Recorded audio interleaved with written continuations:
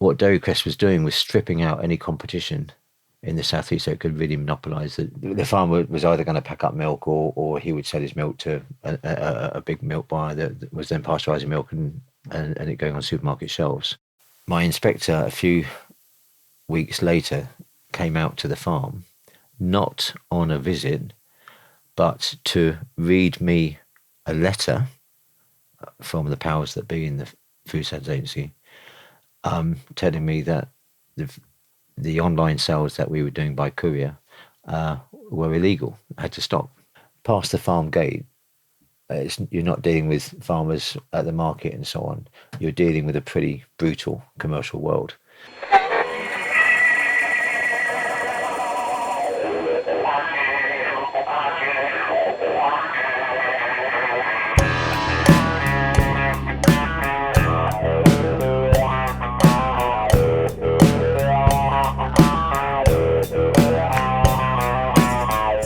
Hello and welcome to Resistance GB. Today we're joined by Steve Hook, the largest raw milk producer in the country.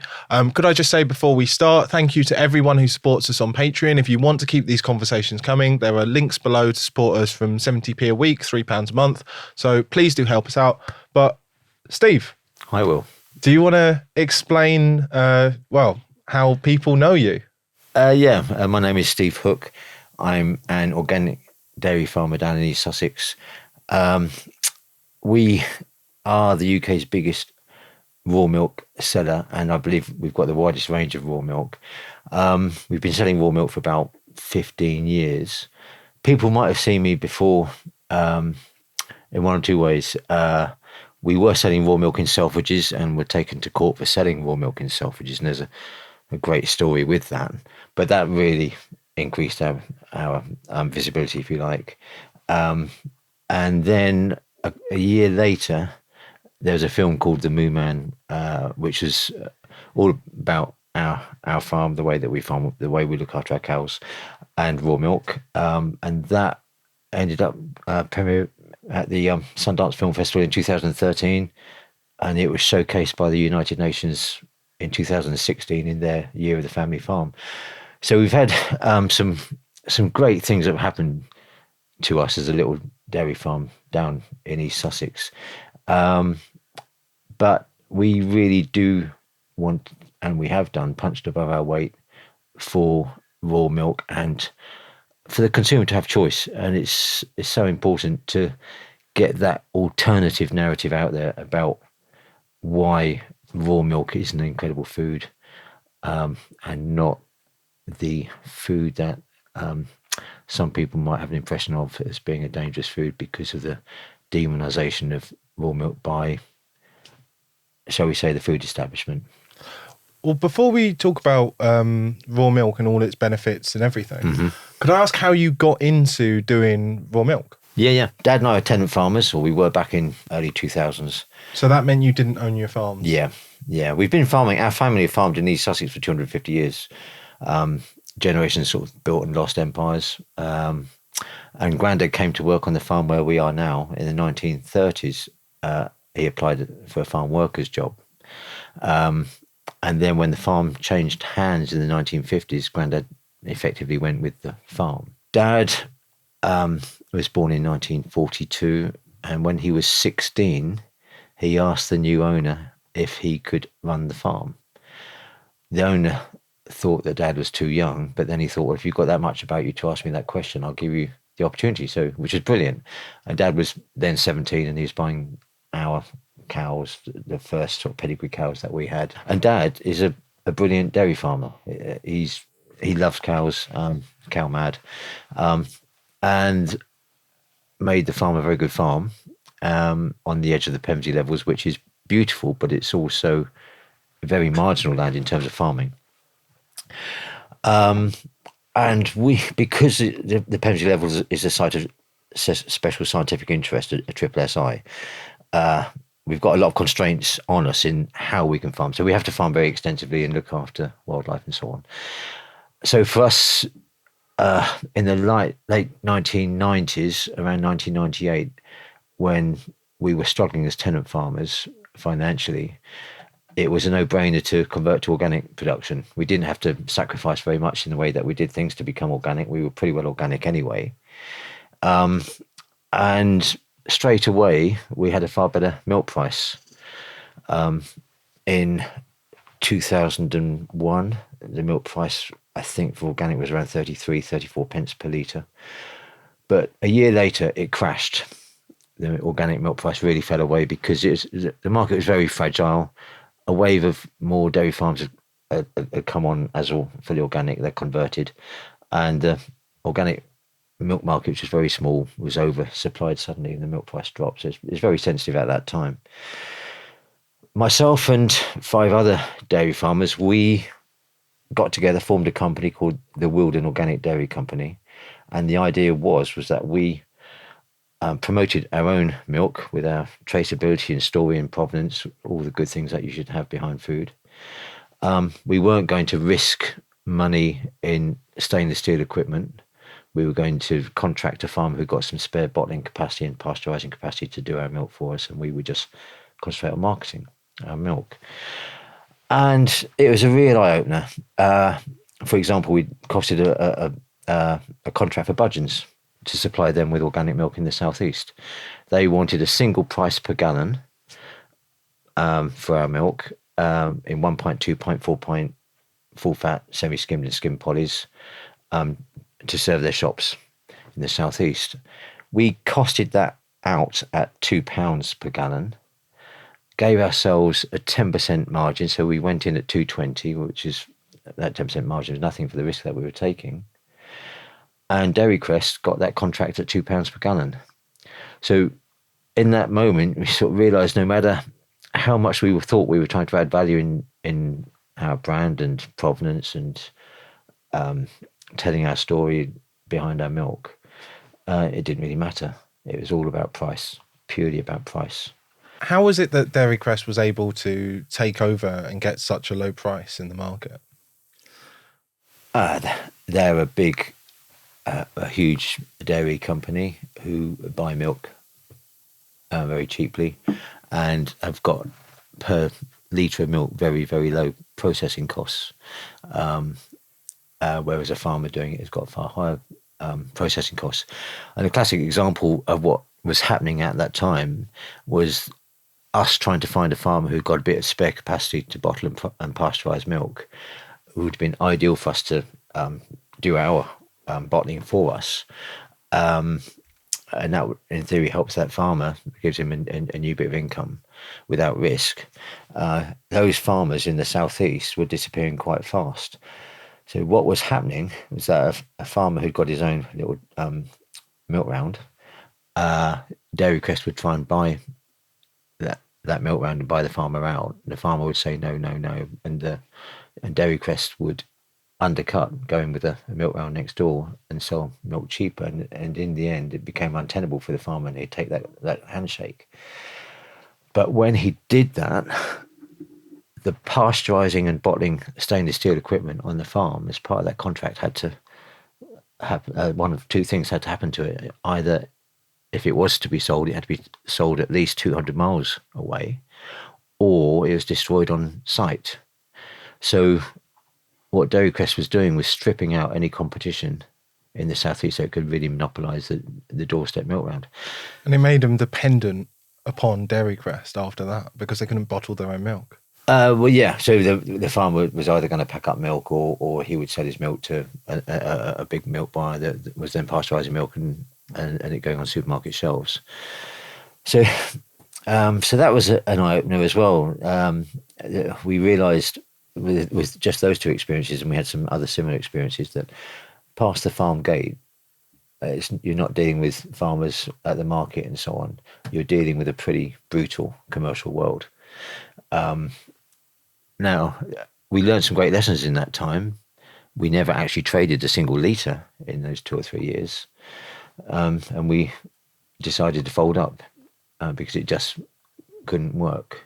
Even though we felt we got great organic milk to be sold in the southeast, and the southeast is very populated and a good market. And I was chairman of the Wood Organic Dairy Company through that time. it folded, and I went home, and I thought, well, I don't really like pasteurised milk. Whenever I stayed with my granddad in London, I had to drink pasteurised milk, and I didn't really like it. And I'm a dairy farmer, or grew up on a dairy farm, and I've always loved our milk. And I thought, well, if I love my milk, what's the law about me selling raw milk? This is in 2006. And I looked up the law, and the law says that raw milk can only be sold at or from the farm premises. So I thought, great, only the farmer can sell it at or from the farm premises. So I haven't got to deal with Dairy Crest or Budgeons or any other corporate middle guys. I sell straight to my customer. But the market was really unknown.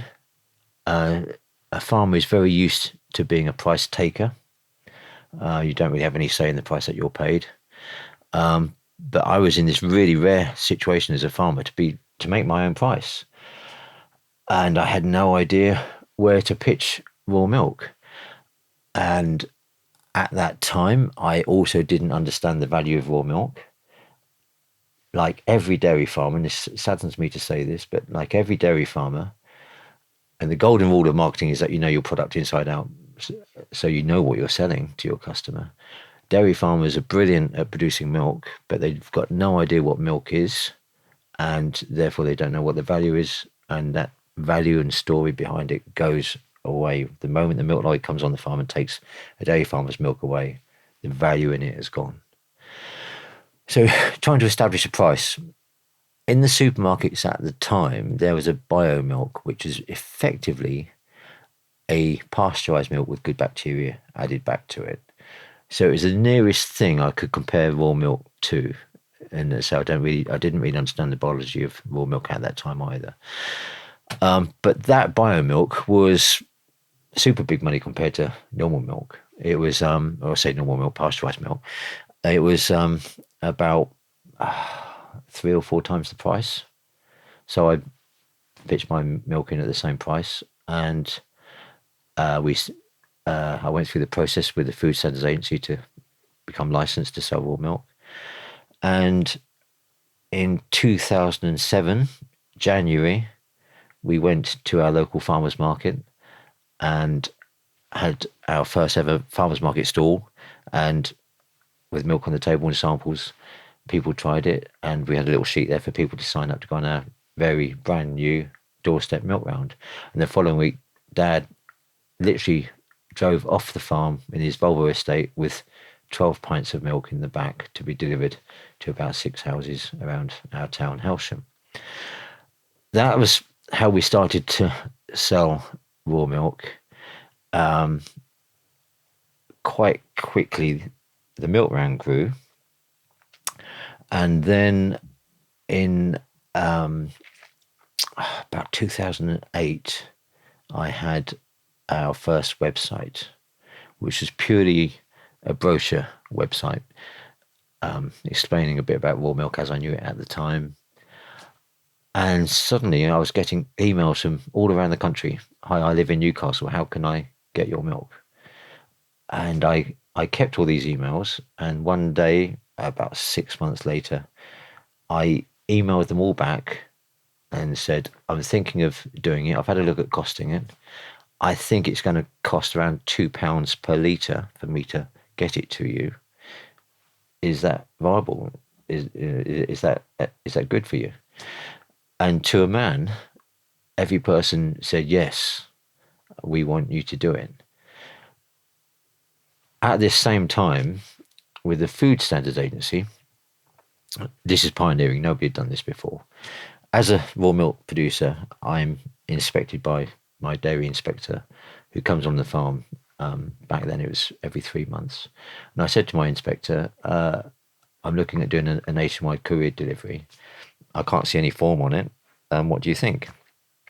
And he said, well, he thought it was okay, but he had to go higher. And next time he came out, I said, any news? And he said, no, I don't think there's no policy on it. So I said, well, I'll start. I'll crack on with it. And the first time we sent milk out, it's about 700 pints that went off around the country. And my inspector, a few weeks later, came out to the farm, not on a visit, but to read me a letter from the powers that be in the Food Standards Agency, telling me that the online sales that we were doing by courier were illegal, had to stop. And I said, well, can you give me a copy of the letter? And he said, no, I've been instructed to read you this letter and I can't give you a copy. And I said, well, on that basis, can you go back to the Food Standards Agency and tell them that Mr. Hook is carrying on selling raw milk nationwide? And that was fine. Because you were selling from the farm, weren't you? Yeah. Our sort of further analysis, if you like, with the Food Standards Agency, and we did get quite involved with them in the 2014 consultation, they did acknowledge that us selling raw milk online, the point of sale is on the farm premises because it's at my computer terminal on my premises. So that sort of gave clarity to the situation once that was realised on all parties, the Food Standards Agency as well, and then it became a normal thing. There's other farms that sell raw milk online, but it's when there's a bit of change or a new thing that happens, it tests civil servants. It's not the norm. It makes them go out of their comfort zone, and quite often their mindset is to say no, instead of looking at the possibility of how this might work. I think that's changing, and I'll talk more about the FSA later because it's not all bad with the FSA. I've got to say they've been very good as well. But that was where we were in 2008, and that was great because it meant that people around the country could have raw milk For the first time? for the first time. Since, they started the pasteurisation. It was fascinating doing samples in London. We went to the Real Food Festival in Earls Court in 2009, and I had a stall there. We'd just started making raw butter and raw cream at the time, as well as our raw milk. A lady came up to my stall, tried our products, and said, "This is amazing." And she is Henrietta Green, who was a powerful force in the 80s, turning Borough Market around. She was the driving force in transforming Borough Market into what it is. So Borough Market effectively became the first farmers market in London, or first return to a farmers market in London, with producers outside London going in. So this lady, she'd written food books and so on, quite a powerful figure in the food industry at the time. She was setting up a brand new farmers market in Soho, and she wanted us to be one of the 30 traders there. There was a big fanfare in August that year when the market opened. Some great food there, very surreal location. We had a massage parlour behind us. We were on the back of theatres and actors and actresses coming out. Very colourful place, incredible place to be selling food. Really surreal. For Dad and I, driving up in our little milk float with a big tank of milk, it was our little weekly trip out in London. A couple of months later, some of the traders had left because they felt the market wasn't being advertised very well, and they were replaced with some other traders. By October, there was only 15 of us left, and in the first week in December, it was just our stall left on this street. We were the only stall left selling food, and it was as though raw milk was not only the last food standing, it was really rocketing. It was great. It's the credibility of it. So do you want to talk a little bit about the effects of raw milk? Because you've gone through the intro of your story, but how does raw milk work as opposed to pasteurised milk? When did they bring in pasteurisation? Pasteurisation, as you know, was invented by Louis Pasteur, French scientist, who was a bacteriologist, and he came across this system to kill bacteria. It's well known, or maybe suppressed a bit these days, that on his deathbed, he regretted his invention because he knew that we need good bacteria in our lives and that bacteria shouldn't all be killed. So he was concerned that his invention might not actually be a good thing for people. Obviously, it's got its place, but as a blanket treatment for bacteria in food, he was worried about it. But that's how it was invented, or where it originally came from. And then, so it's in the sort of mid to late 1800s. And then at the turn of the century, going into the 1900s, cities were getting bigger, and you start to get breweries in cities, and these brewers bring a lot of ale, had a lot of brewers' grains as a byproduct, and they started to keep cows underground near the breweries to feed them the byproduct to produce milk.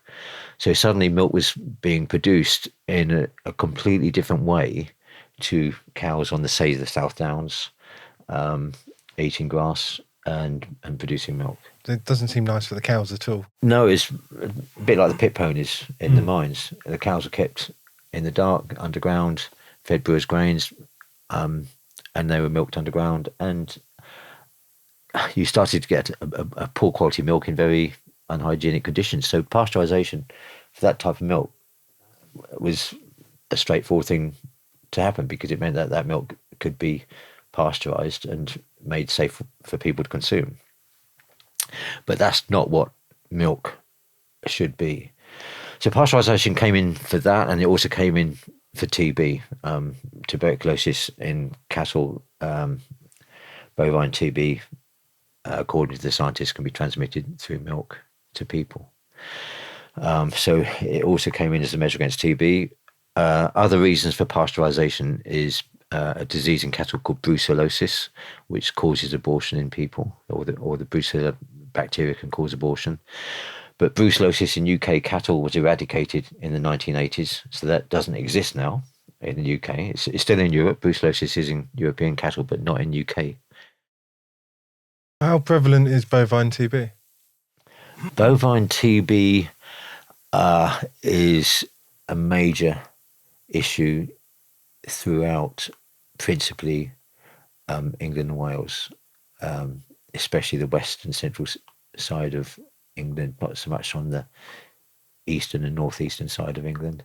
What's the chances of it transmitting to humans through raw milk? I would like to see more studies done on that. Yeah. There's a lot of fear about raw milk without really serious research being done on it. There's a lot of scaremongering about raw milk. And I really think that milk needs to be understood. For example, to show you what we're up against in terms of the food climate, if you like. At our shop in Borough Market, I always do Tuesdays there, and some students come in. There's a student who came in not long ago. She's doing a degree in nutrition, and I asked her how much of her course do they actually spend on studying and understanding the only food that we produce ourselves as mammals, and they do nothing. There's no learning and no understanding of milk, the only food that we produce as mammals, which is staggering. It's mental. It is. They're taught about the dangers of raw milk, so those nutritionists and so on then leave uni and go into the food industry, and the whole myth, if you like, of raw milk being dangerous is perpetuated. Have you had one person come back to you about bovine TB from your raw milk? No. There was a study that was done whereby why is it that farm children have got such great resistance to TB? And again, that should be looked at more, similar to the way that smallpox vaccine came around from cowpox in the 1800s. So there needs to be greater understanding. That can actually protect you against tuberculosis. Well, yeah, if you look at the study Possibly. done by Dr. Crew, who worked for the Mayo Foundation before it went on to become the Mayo Medical Research Clinic, he did a big piece of work whereby whatever a person's ailment was, they were given the same two treatments. They were put in bed and they were only given grass-fed raw milk as their only food. And TB, people with TB had one of the biggest improvement rates for all the conditions that people went into the hospital for with that treatment. TB was one of the best improvement rates in terms of getting rid of TB by feeding raw milk. So it looks like it can do the exact opposite of what they say. Absolutely. And it makes sense because you've got to ask yourself, what is the purpose of milk?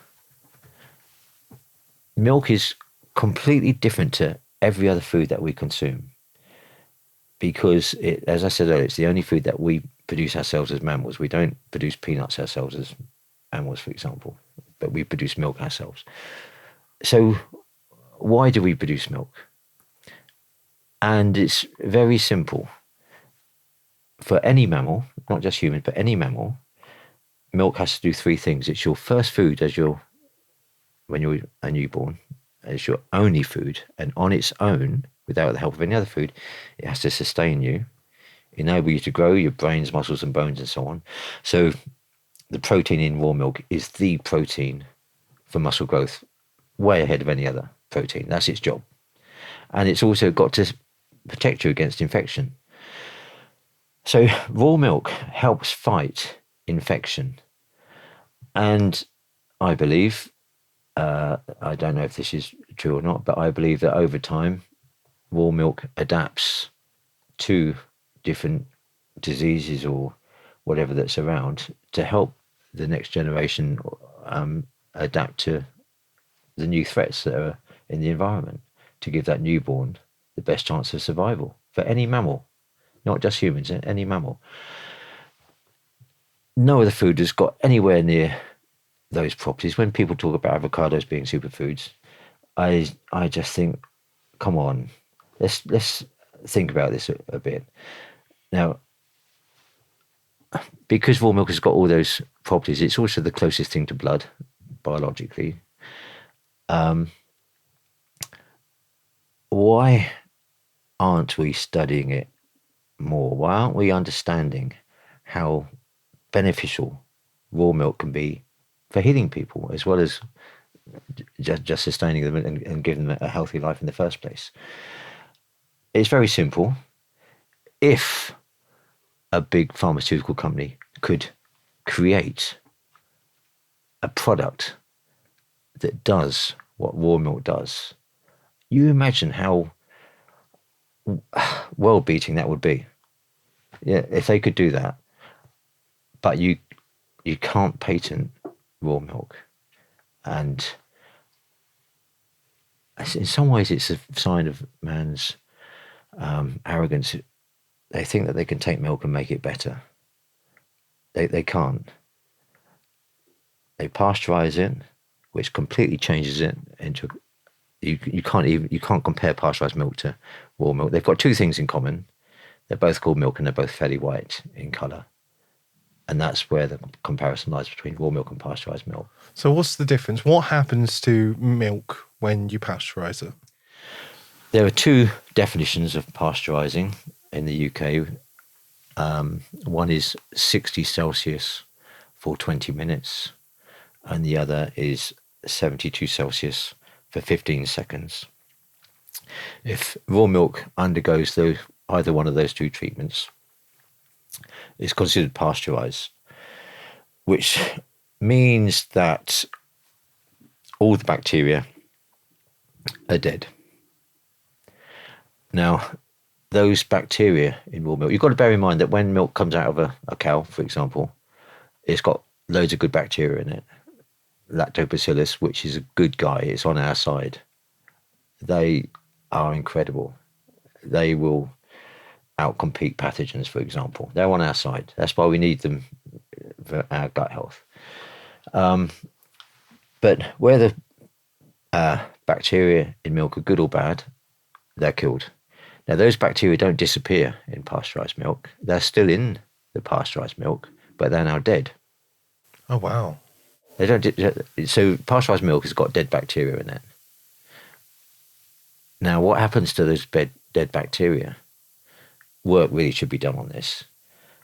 I believe, and I'd love to see this theory worked out, that those dead bacteria, as they decompose in pasteurized milk, release histamine, which causes eczema, hay fever, and asthma. And you have to have an antihistamine cream or antihistamine tablets. Now, so many people suffer with those issues. And those people buy an awful lot of products from the pharmaceutical industry to try and deal with their eczema or whatever. I've got customers that go onto raw milk and cut out pasteurized, and they tell me their eczema goes in about 3 weeks by cutting out pasteurized milk.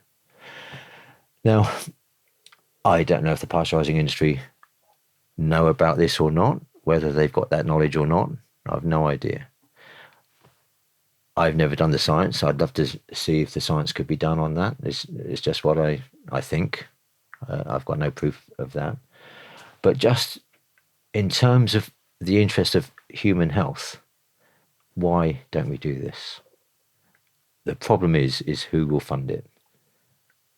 I can't afford to fund it because to do some science research these days costs an absolute fortune. And the only guys that can fund an absolute fortune are the big corporates. And it's not in their interest to do this. Whether government would fund that type of work, I don't know. So does this explain why when you have pasteurized milk and it goes off, it goes rancid and rotten, whereas when you have raw milk and it starts going off, it turns into a sort of yogurty thing? Yeah, well, first of all, I'm going to pick you up on that because raw milk doesn't go off. Pasteurized milk does. Now, there's only two. So many angles on this. There's only two foods that are designed as foods, which is milk and honey. All other foods that we eat have another role before we eat them. So meat is muscle that moves an animal around. Eggs are fertility. Salads are plants. All those foods have another role before we eat them. But milk and honey have no other role. They're purely designed as foods, and they are the only two foods that preserve themselves. They don't break down and decay. So it's well known that honey lasts for years and years and years. It's not really understood that raw milk does. But raw milk will never go bad. It'll never rot. I put 200 litres of raw milk in a stainless steel tank, not insulated, not jacketed, a single skinned stainless steel tank, only like 3 mil thick stainless steel tank. Left that tank out in the cow yard from April till October. 6 months out in the sun, not insulated, not protected, just in this tank. Cows walking past it twice a day. In October, I lifted the lid up. It looked a good colour, looked a normal colour. It looked like yogurt. I sent a sample off to the lab, which we pathogen test our milk for E. coli, Listeria, Salmonella, Campylobacter, Staph aureus. We do those tests with our milk regularly. I sent a sample of this off to the lab for full pathogen analysis. No pathogens at all. None. Zero. After 6 months of just sitting around. You could eat it. Through the summer. Totally healthy. Yes. Now, it makes complete sense because people used to keep meat in raw milk for years. So with a tub of meat in milk, you put your meat in. The first thing that happens is that the cream rises to the top. And that actually will form a hard layer. So you've got a physical protection. That layer of fat goes hard on the top. But coming back to the lactobacillus, we were talking about them earlier, they are amazing because if the milk gets any warmth, which that milk in that tank in the summer would have had plenty of warmth, if raw milk gets any warmth, those bacteria become more active.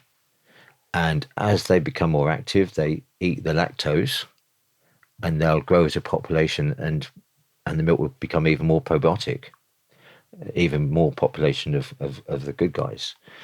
But as the lactose, that milk sugar goes down and the bacteria convert the lactose into lactic acid, so the sourness goes up.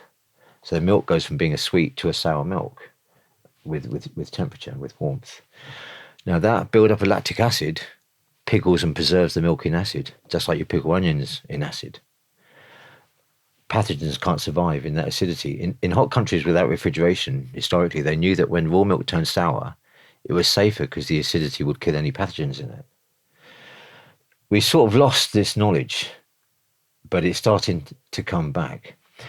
There was a Petri-dish test done with 3 milks, a UHT milk, pasteurized milk, and raw milk. What's the difference between UHT and pasteurized?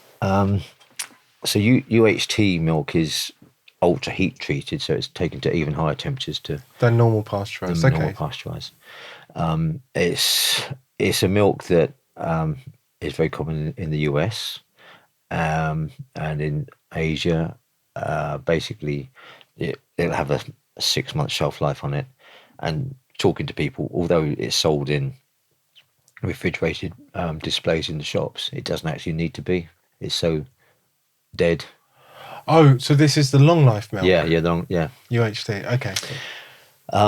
So UHT milk, pasteurized milk, raw milk, left in a warm room for a week, lids taken off to see what would grow on them. After a week, the UHT sample had no bacteria on it at all. It could support no life, which is shocking because milk is the growth food, and even white paint might grow something on it in a week. But UHT had nothing on it, which is shocking. Why put it inside your body? The raw milk sample only had good bacteria on it, and the pasteurized sample only had bad bacteria on it. Now, the raw milk sample, any pathogens in the atmosphere on a bit of dust, a bit of listeria or E. coli or whatever that lands in the raw milk sample, can't deal with it, because the worst thing that I could do as a E. coli or listeria is land in a food, milk, raw milk, that's rammed with lactobacillus.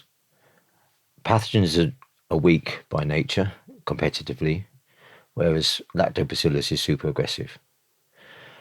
So not only is this pathogen weaker than a lactobacillus, it's also vastly outnumbered.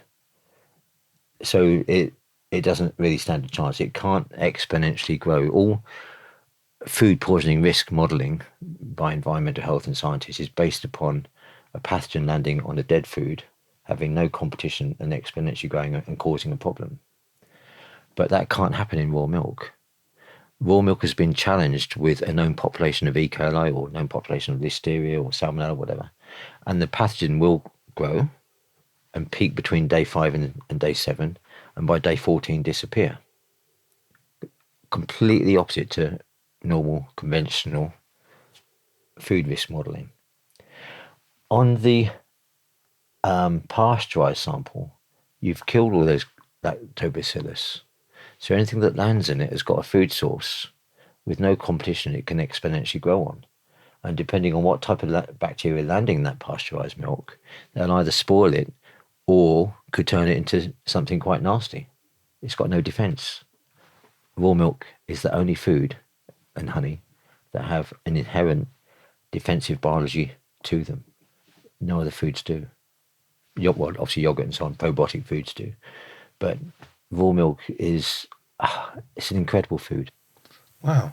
And so how does it affect the body to consume pasteurized milk? What sort of effect does that have on the human body as opposed to raw milk? Raw milk is designed for, as I said earlier, for our maintenance and for us to self-heal and fight infection. It's got all those properties, as I said earlier, that it has to sustain and enable a newborn to grow. Now, when you think how powerful the pasteurizing industry is, how well resourced it is, and especially in this current climate where more people are thinking that a bad food is poison and a good food is medicine, why isn't the dairy industry shouting from the rooftops about the benefits of pasteurized milk? And they're not. They're strangely quiet. You'll get an advert on television of singing farmers, but you won't hear why pasteurized milk is good for you.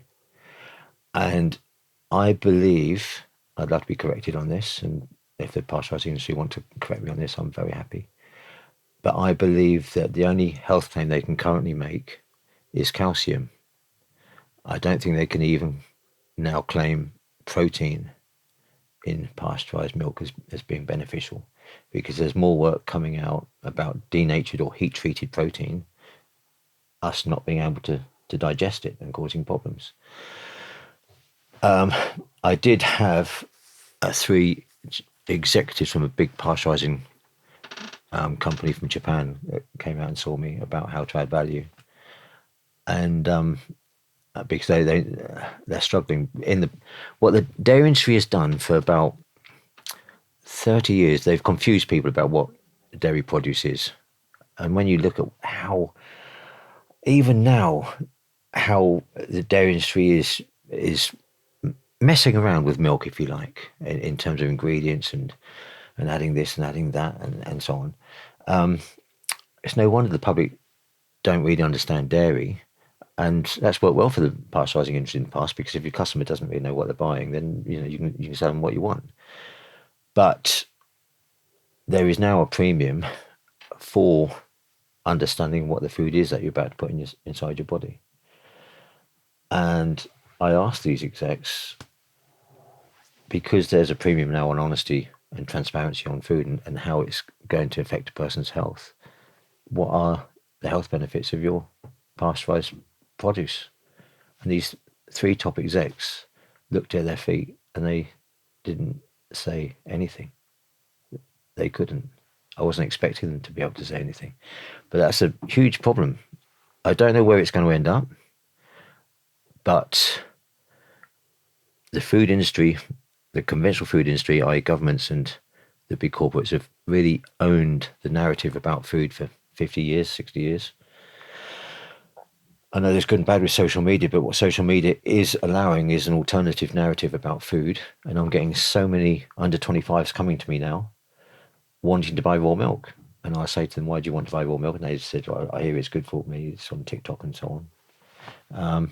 And then that same person, a month later, I say to them, how are you getting on with raw milk? And they say, it's great. My stomach cramps have gone. My skin's improved. I feel stronger. I feel fitter. So it's not a trend, because it's life-changing for people. Well, I know when the two of us came down to come and Yeah. see your raw milk, Tamana, she said that it was the best milk she'd ever tasted. She'd never tried milk before. Yeah. That was raw. Yeah. And she'd never liked pasteurized milk, and she spent her whole life not drinking it. And she tries yours, and she can drink it. Yeah. Which is great, and it's really good for the dairy farmer that more people are becoming engaged with milk again and wanting milk and understanding milk. That's good for the dairy farming industry. Might not be good for the processing guys. As I said earlier, I'm not sure how they're going to handle it, what they're going to do. But ultimately, if this carries on, it's good for the consumer, it's good for the nation's health, and it's good for the dairy farmer who's producing the food. For me, selling raw milk, it's lovely on two fronts. It makes my business viable, because I think if I start selling milk to the pasteurizing industry, I'd probably have had to pack up by now. But B, it's great on a human level to have people come up to me and say, I thought I could never drink milk again. I thought I was lactose intolerant, but I now realise I wasn't lactose intolerant. I was pasteurized milk intolerant. I can have raw dairy, and I'm so pleased I can have dairy again. So it's great on a human level to see somebody smile and say they love your food that you've worked hard to produce. It's really good. And I guess it's amazing that you've got this thing that can actually help people through their nutrition, and can help them with different illnesses, diseases, and especially people who have trouble digesting milk. Yeah. Especially people, I know it's easier for white people to digest milk than any other group, isn't it? Because yellow people don't, they tend to find it more difficult. So is it, if you happen to be yellow, do you for think me, it that's would a help? myth as well. Whatever your skin colour, you're still a mammal, Yeah. and you have raw milk when you're little. Um, I've got lots of Asian people that are coming to me for raw milk. They can't digest the horrible milk that they're having in China or whatever, but they can digest raw milk. Um, there's I know there's a lot of talk about misinformation, but I do feel there's been an awful lot of misinformation about milk, what it is, and how we digest it.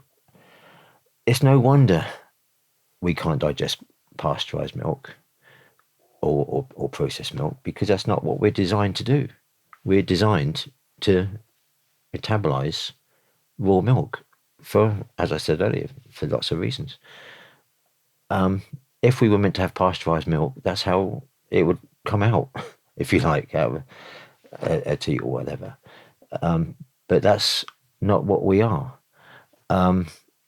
It's that it it's an incredible food that's so on our side, and that's one of the things that, as I said earlier, when we started selling raw milk, I didn't really understand what raw milk was, and the quickest way for me to learn was when somebody was buying raw milk from me at a farmer's market stall or whatever. I'd ask them why they're buying it, and they'd give me the reason why they're buying it. And for them, that reason, whether it's eczema or they wanted to sour the milk or they wanted to lower their bad blood cholesterol, whatever it was, that was very important to them. That's why they paid their premium for it. And, and it's such a key part of their diet. And that's how I learned so much about raw milk in those early days. And as I learned each thing, I just felt more and more empowered. I felt, wow, I love selling something that is so virtuous. I haven't found anything bad about it. The more I realize and discover about raw milk, I just think I'm selling the greatest product on earth, basically. I'm so pleased to be able to do that. And the fact you almost sort of fell into it in a way. Yeah, if the dairy industry had been paying us a bit more for our milk, I probably wouldn't have gone down this route. The silliest thing they've ever done. I didn't say that, but it does make you wonder. It really does. There was a chap in London. He went on a raw milk fast for about 5 weeks. I've got quite a few customers that do this. They go on a raw milk fast, and he did it for 5 or 6 weeks, or no, 7 weeks, and he'd got a skin condition on his chest. He was about 40.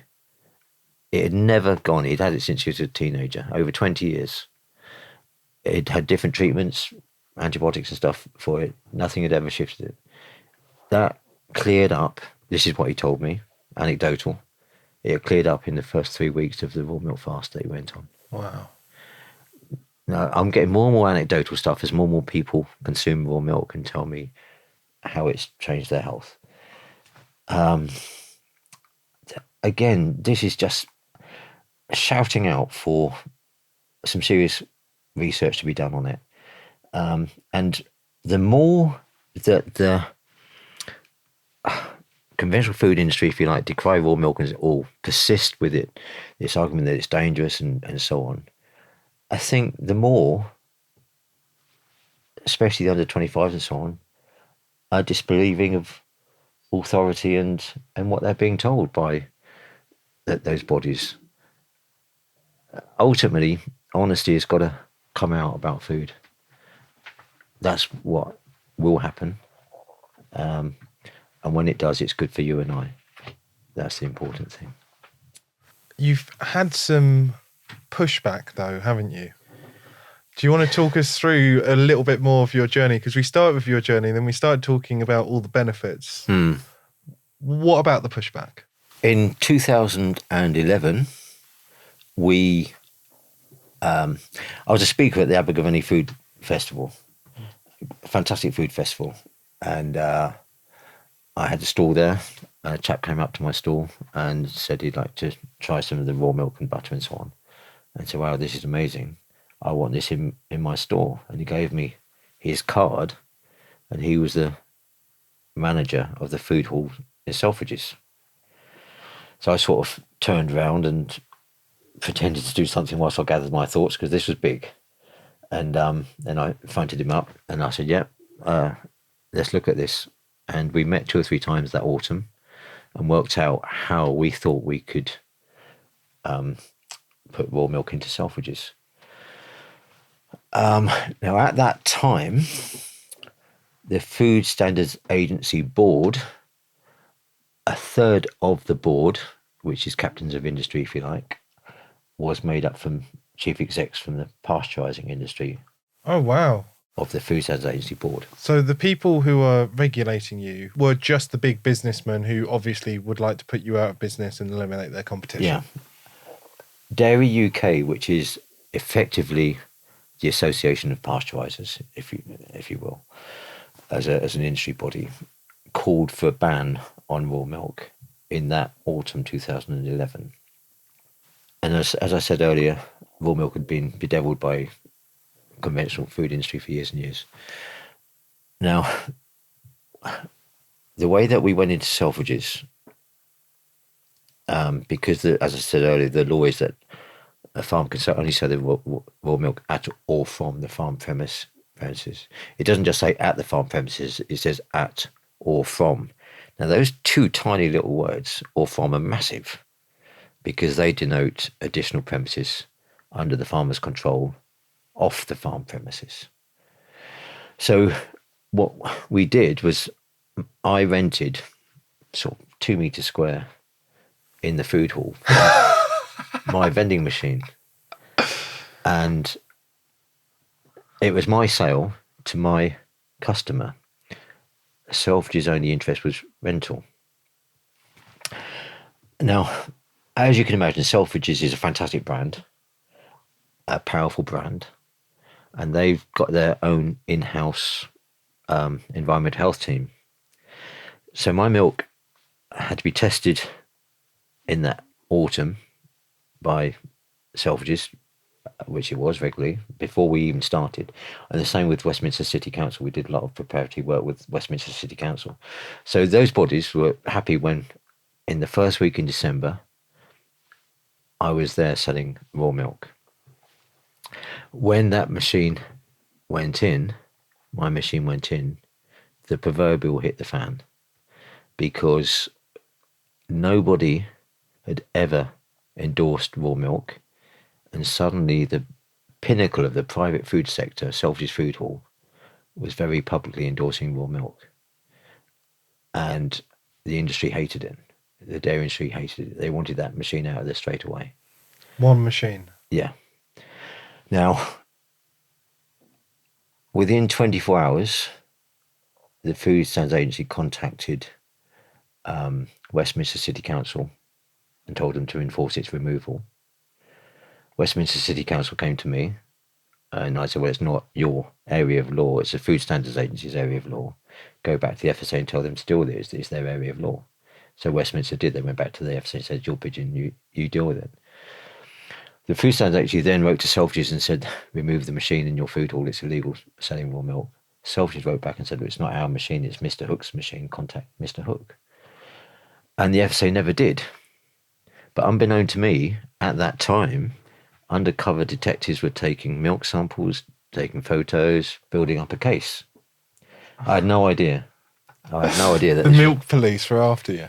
Well, yeah, it's not as bad as the feds in the US going in with guns after the Amish selling raw milk, but Just imagining them sitting in Selfridges with a newspaper with two little eye holes, just yeah, lining up the raw milk machine. yeah, well, it's of such public importance, isn't it? I'm sorry, it just sounds like some sort of Wallace and Gromit sketch. Well, yeah, it does seem comical, but it was hugely successful.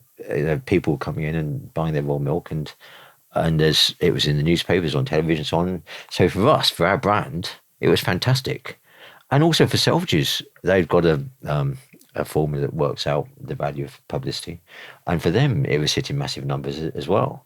So both Selfridges and I were, we were in a good place with it. It was really, really good. Anyway, Selfridges had a completely separate at that Christmas a food story, which was a bad food story, which was on the front page of the Evening Standard. And that unnerved the directors of Selfridges, who were running this risky one with raw milk as well. So they asked me to leave because they felt I was suddenly an untenable risk, which I got. I understood where they were coming from. But I didn't want to leave under a cloud. I felt that I hadn't done anything wrong. And again, I was worried about the perception of raw milk if I was asked to leave. So I said, I asked them, because the Food Standards Agency were about to, after the Dairy UK called for a ban on raw milk a few months earlier, the Food Standards Agency had announced they were going to carry out a consultation into raw milk. And I said, well, can we put out a joint press release which effectively says the FSA are about to carry out consultation into raw milk law, Hook and Son are voluntarily withdrawing their machine until this consultation is conducted, and then we can review the raw milk situation in Selfridges, which is what roughly happened. So the machine was voluntarily withdrawn, but a few months later, I still was asked to a PACE interview, a full police criminal interview in London, with recording equipment on the table and with detectives and so on. And a year later, I appeared at Westminster Magistrates Court for selling raw milk in Selfridges. I was in a glass-fronted dock. They've had me in there as well. Oh, right. Actually, you know the experience. I was up for it, and my QC was as well. We got the best food QC in the country. The National Farmers Union were brilliant. They got me the best guy, and the FSA was slightly slow off the mark. They got the second best guy, and we know that because the two QCs worked in the same chambers, and we got the senior one. And our guy was adamant that we were going to win. And after two appearances, the FSA withdrew the case, and we think that their QC, we don't know this, but we can't see why else they withdrew the case. And you have to ask yourself why the case was brought anyway, because we'd already voluntarily taken the machine out. So why did they bring the case? To punish you. To punish us, but I think that actually the dairy industry, the pasteurising industry, were more worried because whilst it seemed a complicated case, the principle that we could have set is huge, because it means that a farmer in Cumbria could put his vending machine in the post office in his little village down the road and sell raw milk directly to the public. So it brings the retailing power back to the dairy farmer. And this is what had happened in Italy earlier.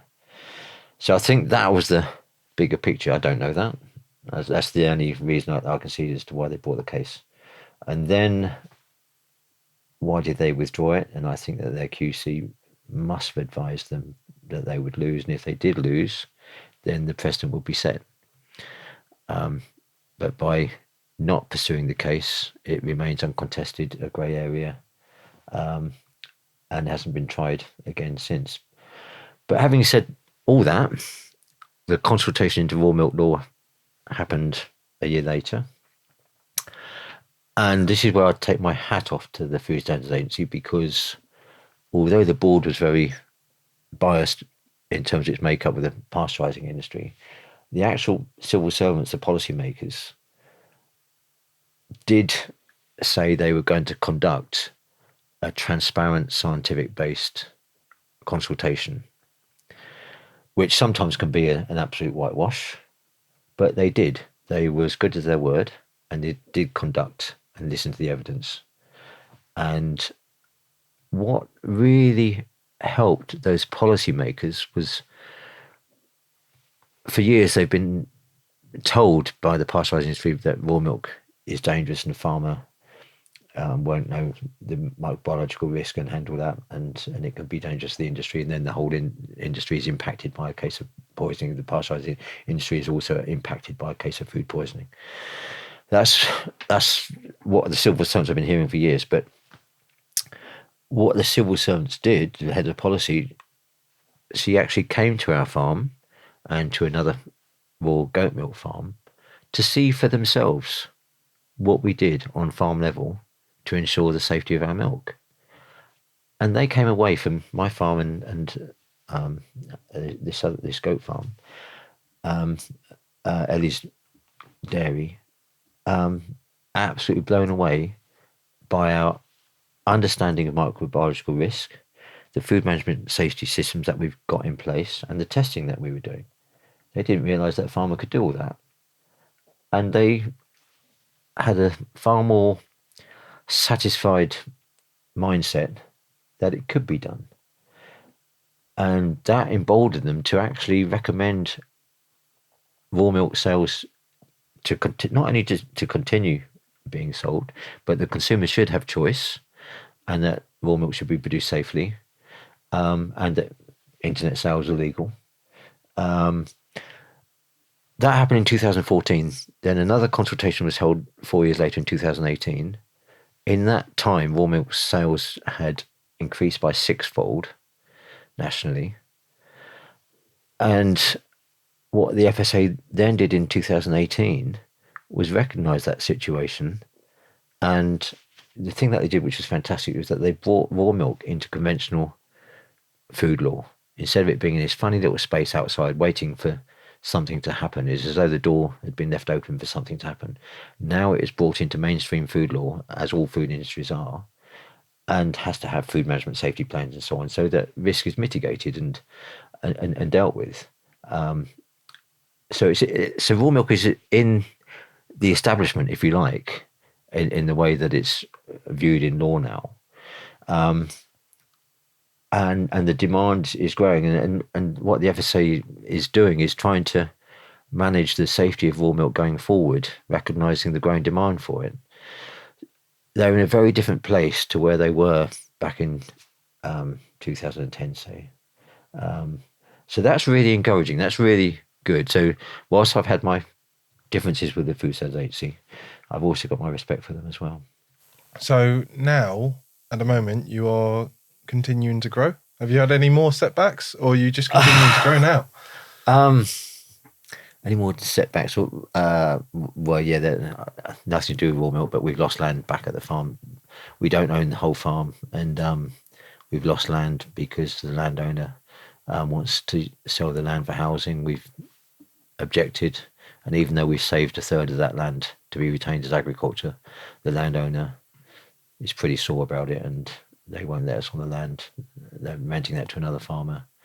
So that's sad. That's a shame.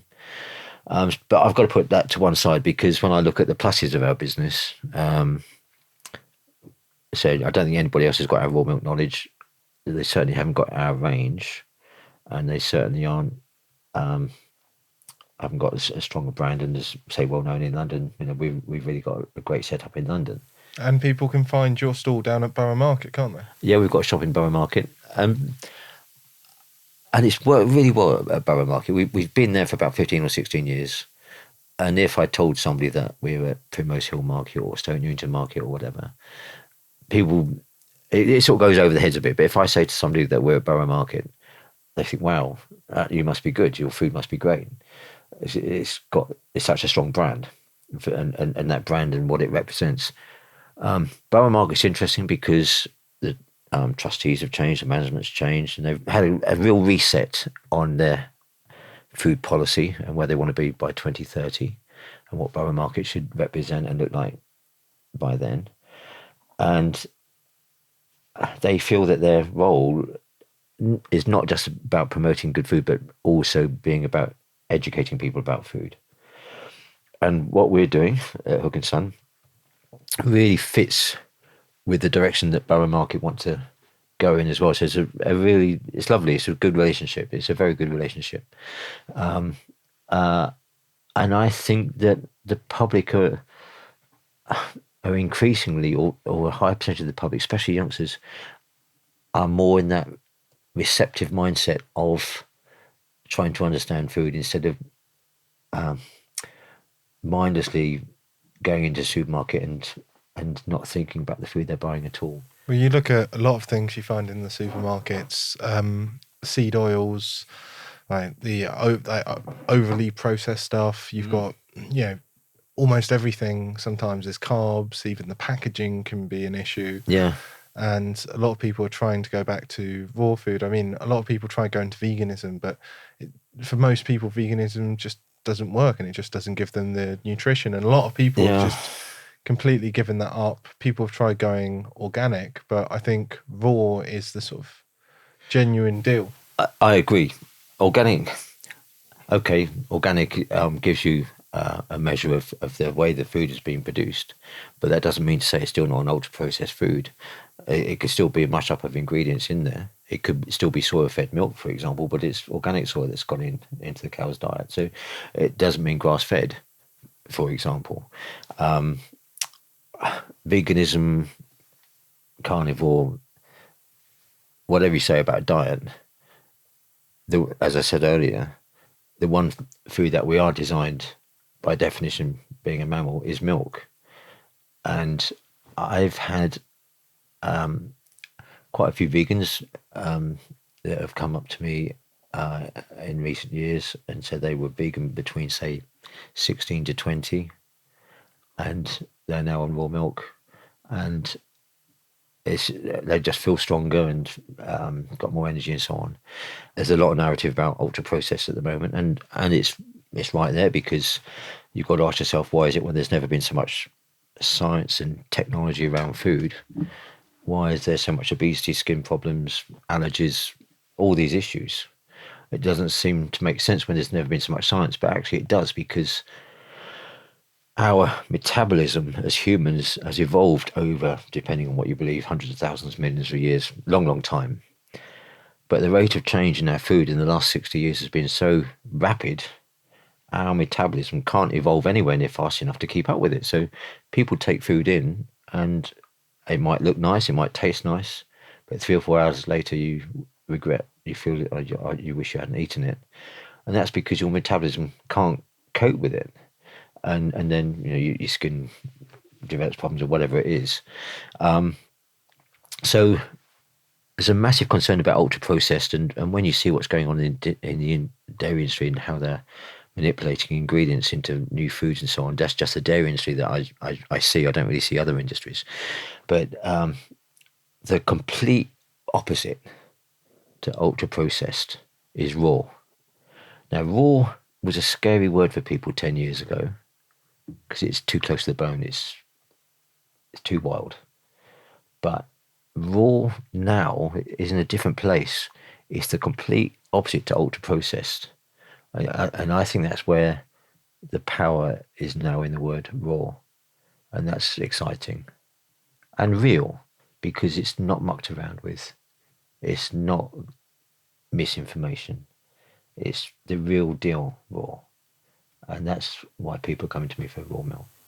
Wonderful.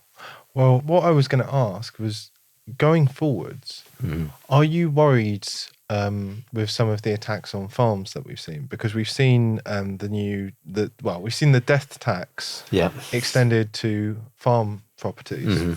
Are you worried about that? I know it's Hook and Sons. I'm not sure whether that was just your father and you and your brothers, or whether you've got sons who are going to take over. Yeah, I've got sons as well, and Dad is still alive and well. He's 82, but he's fit as a fiddle.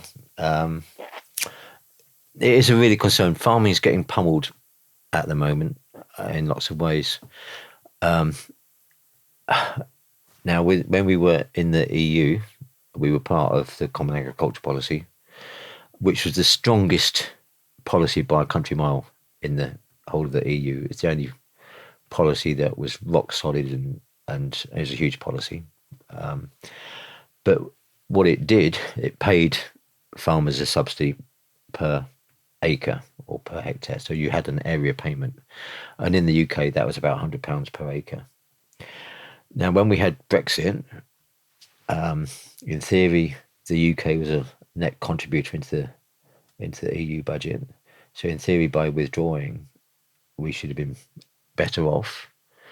And we were told as farmers that our money would be ring-fenced, that we used to get from the Common Agriculture Policy. Now, what the government did was they were straight up about it at the time. They said we're going to reduce these area payments. So they're going to go down to zero by 2027. So we're about 25% now. So they are on a sliding scale going down every year. So that's area support that we always had is almost gone. But other support was going to come in the form of grants, production grants, environmental grants, added value grants, public good grants. Were going to come in to replace the area payments, which were viewed as politically not good to be seen to give out to farmers. Now, the government hasn't really done that. There's been about £350 million underspend by government on agriculture. So that money wasn't ring fenced, it's lost. So we've lost that in the last 5 years since Brexit. But we're now being hit with a second whammy with the inheritance tax, which, okay, might be spread over 10 years when dad dies. You say inheritance, but it is a death tax, isn't it? It's a tax on dying. Yeah, it is. You know, you work hard, all your money is in the asset. Farming income is, the margin's really, really tight. Is no, in no way is it what you'd expect as a return on the asset that you have. We do it because we love it. It's what we're born to do, and so on. But without that financial support that we've had, now that's pretty well gone. And if you go on the DEFRA website now and look up for the grants that we were told were going to happen, production grants and so on, they're all. I had a look at them the other day. Closed for applications, closed. It's not there at the moment. There's nothing there. So that's quite shocking. And then the next generation have got to try to pay, even if it is over 10 years, this new death tax, inheritance tax, out of a dwindling farming income. And they're going to have to sell land to do it, which means they become less viable as a farming unit. So I'm not sure at what point the penny will drop that we've got to respect our own country's food security and take it seriously. It's so far down the agenda. It's shocking. You know, our population's health and the way that we feed our people needs seriously looking at. If what I've seen on social media today is true, and the Trump administration is going to put raw milk into schools as a health measure under Kennedy, I mean, that's already causing a ruckus for the big pharma industry in the US. But the system does need a shake-up. It really does. When we had COVID. Did we have COVID or did we have lockdowns? When we had that, when we had the lockdown, and we had that really unusual, surreal situation going on for a couple of years, with the dairy industry, milk lorry drivers were off and not coming onto farm to pick up milk, so milk was thrown away. Pasteurizing staff and the big processing factories were off, so milk wasn't getting pasteurized, or not so much was, and then the delivery drivers were off. So in our town, in Helsham, in East Sussex, for about 3 days or 4 days, there was no milk in Helsham, in the shops, in the supermarkets, no milk. I had people phoning up our office expecting to go on the milk round on our local doorstep delivery. And we had to, hundreds and hundreds of people, and we had to say, no, I haven't got the milk. We're looking after regular customers, but we haven't got the milk for you. And they were angry. They expected it. And that little story just is a microcosm of what could happen to our food industry when there's a war in Ukraine and a tanker gets stuck in the sewers. Our food infrastructure was local, and then it became global. County-wide. Well, yeah, ultimately, yeah, it went regional, national, now global. And global is fine, but actually, when that doesn't work, what is Plan B? Because it's almost gone. When I think in our county, in East Sussex, for example, every town had at least one abattoir, so local meat, cattle and sheep and so on could be killed locally for local butchers. today, there is not an abattoir in East Sussex. The nearest one is in West Sussex, which is under threat. Otherwise, I've got to go up to Oxfordshire or Oxfordshire. That's north of London. yeah, or I think there's one in Surrey. But we're losing that ability to not just produce food, but actually to Adapt yeah, to process disruption. it. Yeah.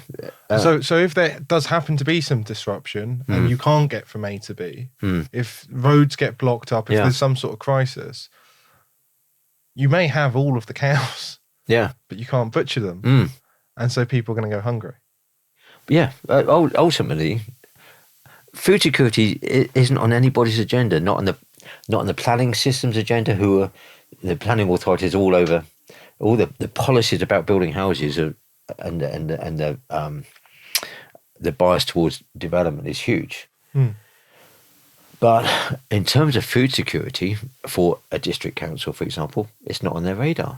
Yeah, I remember, during the war, it was Dig for Britain. And I was always taught you try to buy British because you support your own nation. And if you can't support your own nation, then, you might buy some lamb from New Zealand if you can't get from Wales. Yeah, yeah. But, you don't want to be buying lamb from China or, so just some random country. You buy from your own people. Yeah.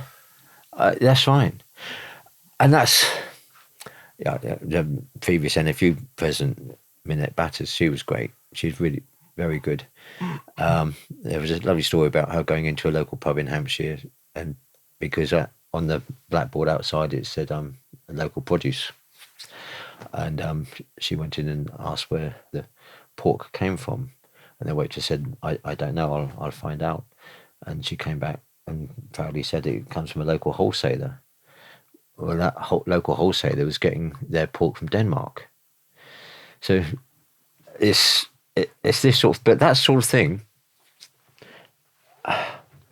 ultimately will give power to the farmer, because when the consumer doesn't trust their food supply anymore, if they don't believe in their food anymore, they'll go to source.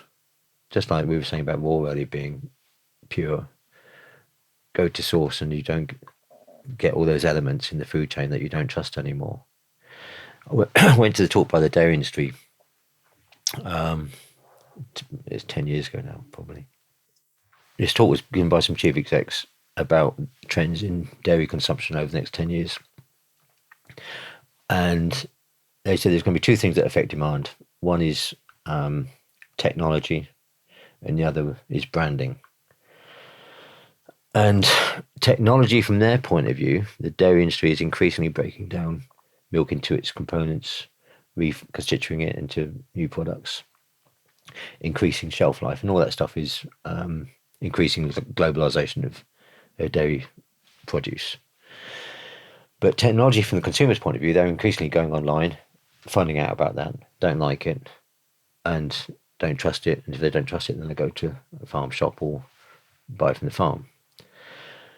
So how does the big industry deal with that? And that's comes on nicely to point to branding, because with clever branding and marketing, you can bridge the gap between where the consumer's going, potentially, and where the industry's going. So the classic example is walking into a supermarket and approaching the dairy counter and seeing big images of dairy cows grazing grass. And subconsciously you think, oh, grass-fed milk. But actually it's not what you think. It's very processed dairy produce. And they're just eating, what grains they're feeding the cows. If you lived in Europe 50, 60 years ago, you'd have looked across the English Channel to England and Scotland and Wales and Ireland and thought, that's where the best dairy is, that's where the best beef is, the best lamb is, because we've got one of the best climates in the world for growing grass. And grass supports great beef and lamb and so on, and high quality milk. But grass will only support 4,500 litres of milk per cow per year. Grass will only finish a beef animal off in 3 or 4 years. Whereas if you feed a dairy cow a lot of nutritionally dense food, grass isn't nutritionally dense compared to feeding a cow a lot of corn, a lot of soy and so on to really whack the energy and protein into their ration, then that cow with that high density food will produce 11, 12,000 litres of milk per year instead of the 4.5 from grass. Wow. So it's more than double. Yeah, it's at least double. And that is all about producing cheap quantity of milk for the supermarkets instead of a grass quality milk. And the same with beef. And if you feed an animal a lot of corn and soya to give you that nutrition dense diet, you can finish a beef animal in 15 months. So that's fast grown beef that's ends up on the supermarket shelf in that time. But it's not grass fed quality, it's quantity, not quality. So what we're noting is people coming to us because they want quality and they're willing to pay for it instead of quantity or cheap food that they don't actually respect.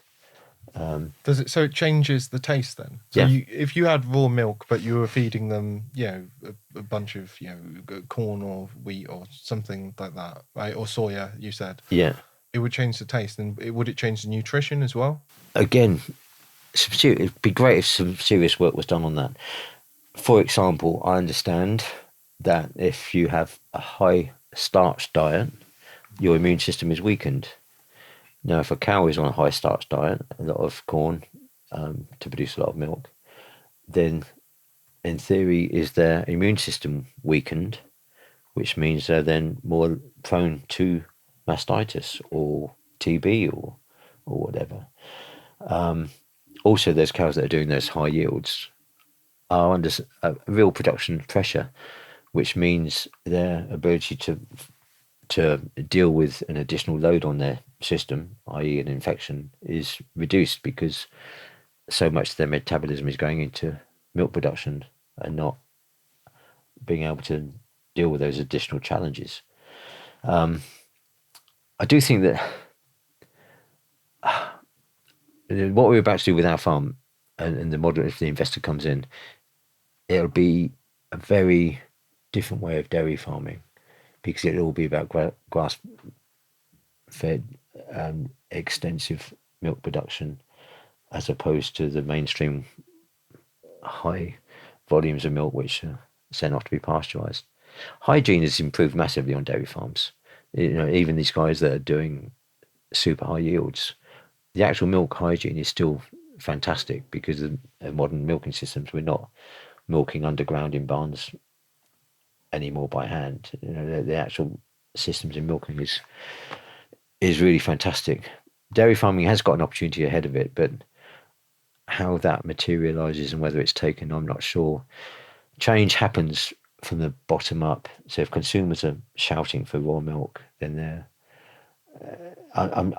I feel that we've gone past the tipping point. I feel it's here to stay now. It's very it's established now as a food, as a respected food. What the dairy industry is going to look like over the next 10 years will be fascinating. Wow. Onwards and upwards. Where can people find you, Steve? We're at Borough Market 6 days a week.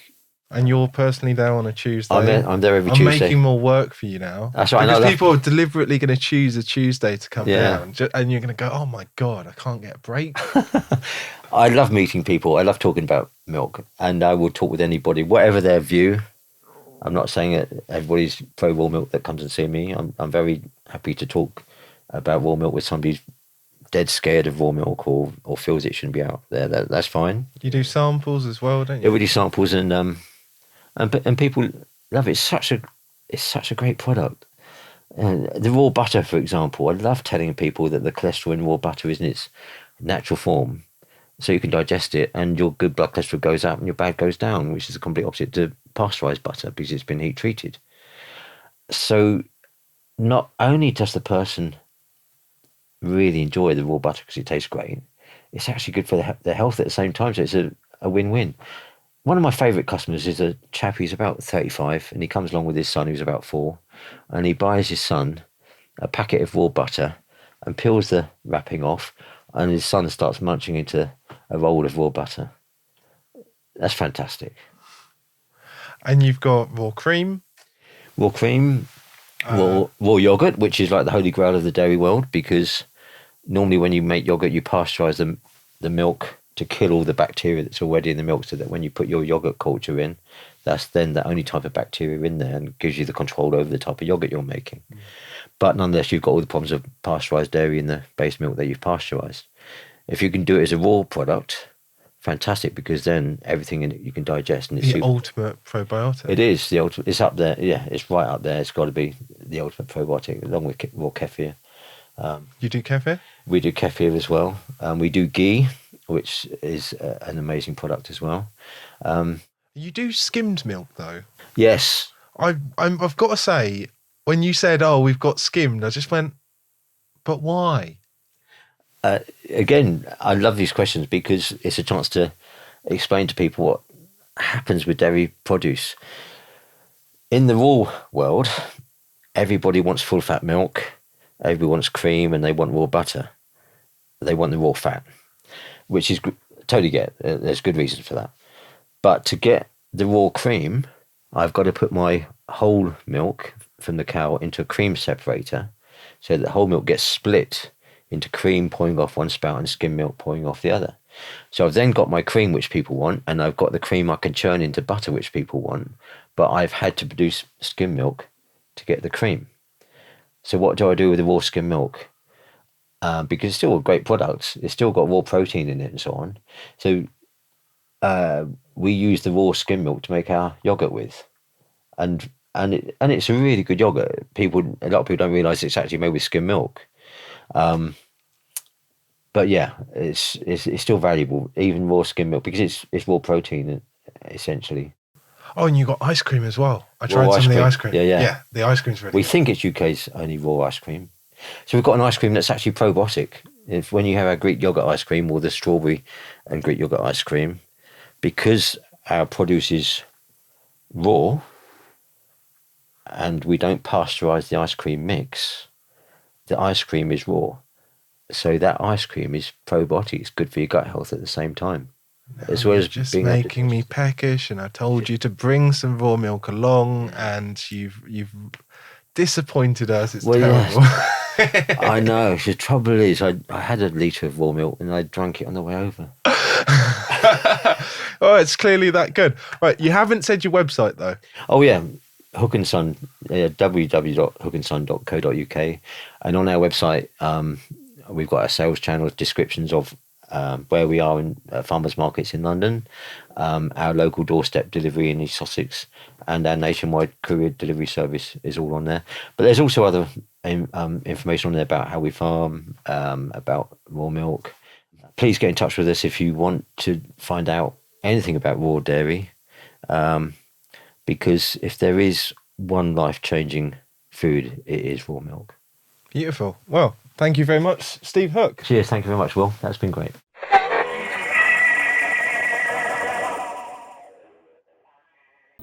Some of the key figures in the movement as you've never seen them before, painted by me, Jake Fern, with half of my brain concentrating on making a painting and half of my brain concentrating on having a conversation. Do I succeed at either or both? You be the judge. Tune in on Tuesday the 17th of December for the first instalment of Resistance GB's 1,000 Words with David Icke.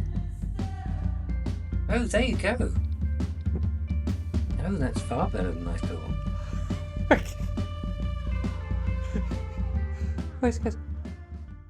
Hello. This is great.